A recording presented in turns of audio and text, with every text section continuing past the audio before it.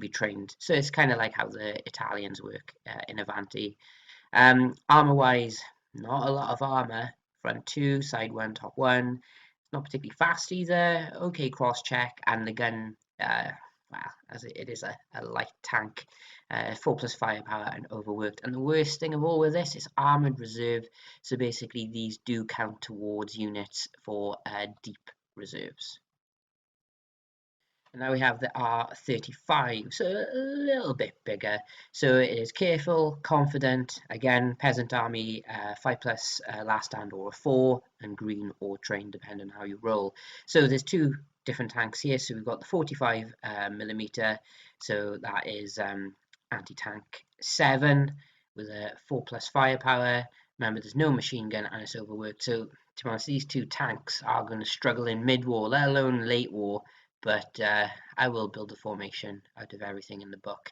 And then you've got the R35 37mm, which has an anti-tank 4 gun. So kind of going down the realms of a boy's anti-tank rifle here. So not great, and it's overworked and only has a 4+ firepower. And then finally we got the T38, and I got confused because I almost thought it was the same tank as the R2, but it is different. So it has 1 better side armor. It is faster on tactical, terrain, cross-country, and road dash. The gun is the same, and it has the same number of machine guns. So if you want a slightly faster tank with 1 better side armor, and you want to pay 1 extra point, the T38 light tank is the tank for you. Okay, so now we're going into the realms of something that we can potentially use, and is something that I am focused on making first for the Romanians. It is a T4 tank company. So these are Panzer IVs, but there are lots of them here. So we've got 1, 2, 3, 4, 5, 15 T34s, T4s in 5 different platoons, so 3 each. Fortunately, 3 is the maximum number. Some assault guns, an armoured rifle platoon with Panzerfaust and Panzerschreck with them. And then we've got a 100mm artillery battery, observer, and armoured cars. So, of course, a lot of this is going to have to go in reserve. Hopefully you don't have reserves, but if you do, there you go. Okay, so I told you the T4 was a Panzer IV, so everything else is the same as the Panzer IV. Stat-wise, it is careful, confident. Of course, the peasant army last stand could be a 5 or a 4, as it still has its protected ammo, so it's a 3+ remount. So as long as they get back in, you don't have to worry about the last stands unless you've lost a few. And they can either be green or trained. So that's why they're so cheap. 3 of them will set you back 12 points.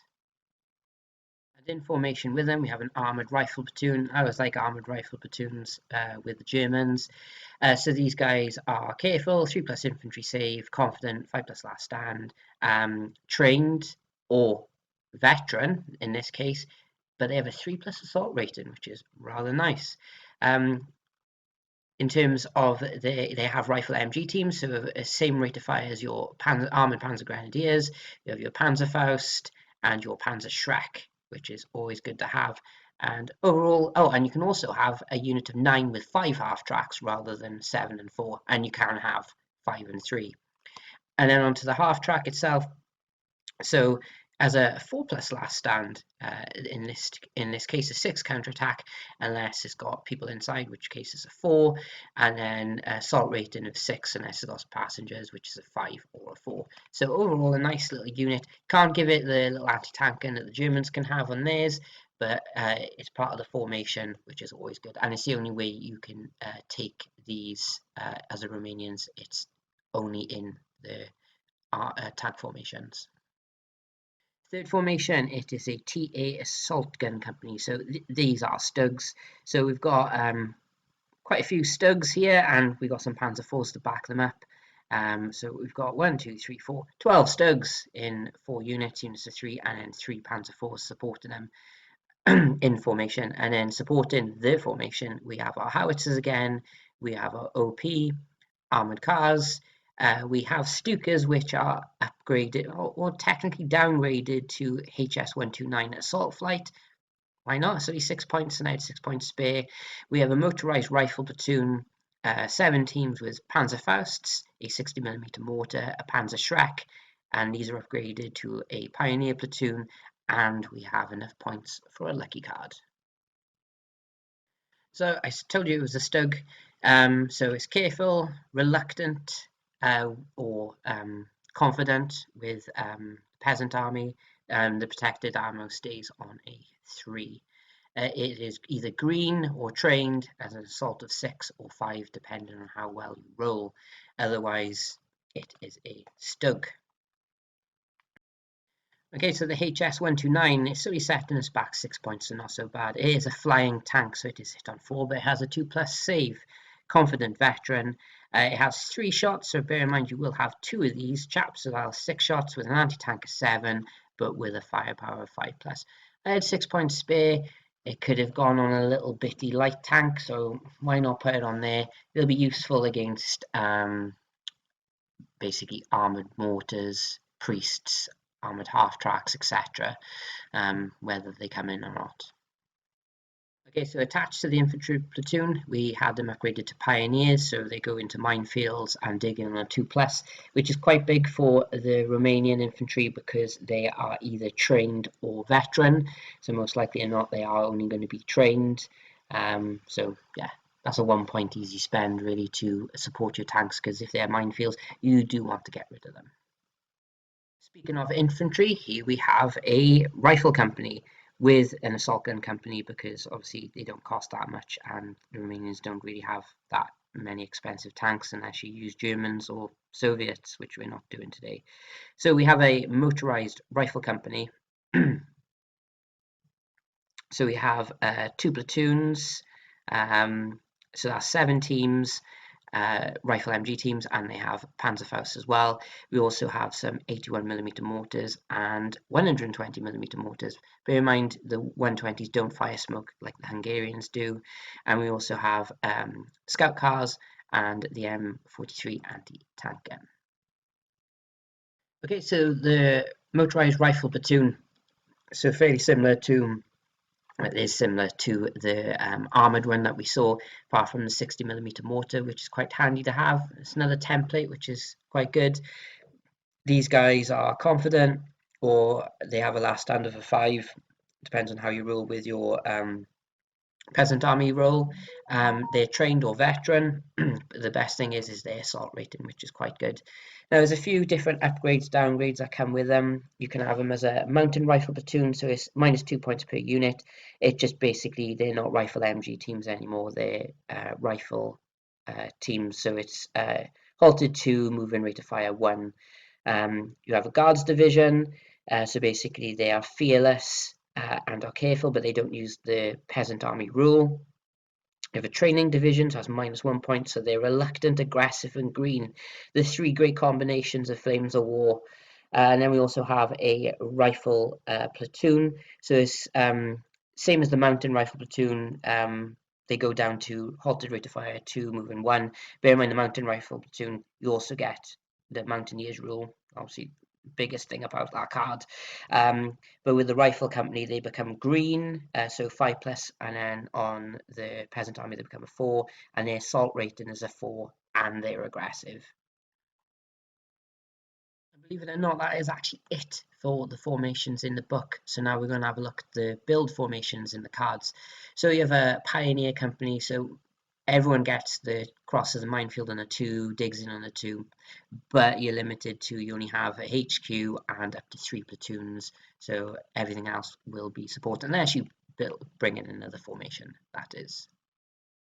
Okay, so the next 2, we have a cavalry squadron, so obviously like the Hungarians we have cavalry again, so HQ and then 2 cavalry troops, or another cavalry troop and a cavalry scout troop.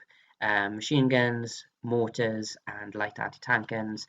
And then the second formation is a T-38 tank company. Of course, you're going to take a T-38 light tank company. It'll give your opponent something to shoot at. But yeah, that's these guys. And then these 2 companies build on to the other upgrade downgrades I mentioned for the Romanian infantry company. So mountain rifle company is just basically a company of them, so the rate of fire is reduced, but they have the mountaineer rule, which everyone needs.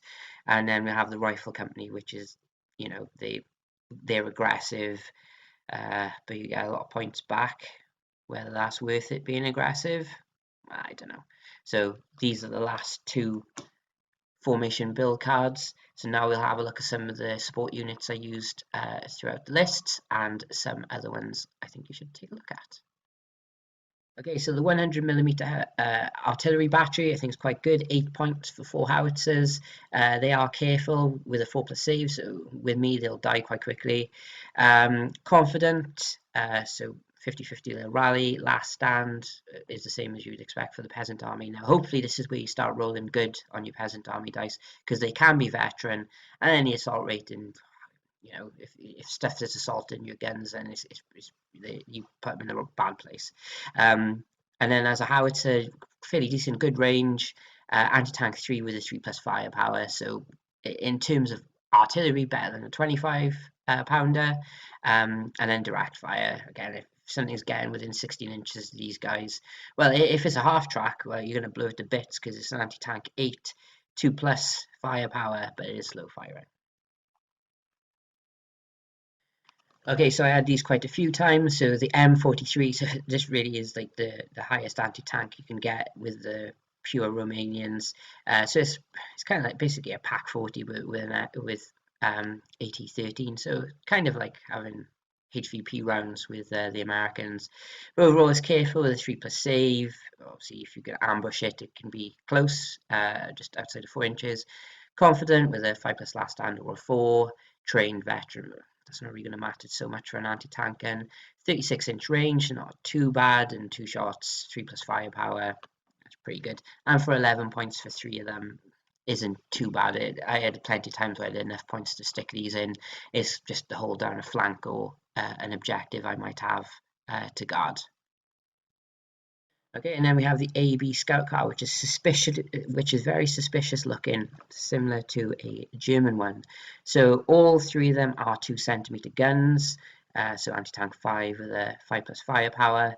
So better than some of the Romanian tanks actually.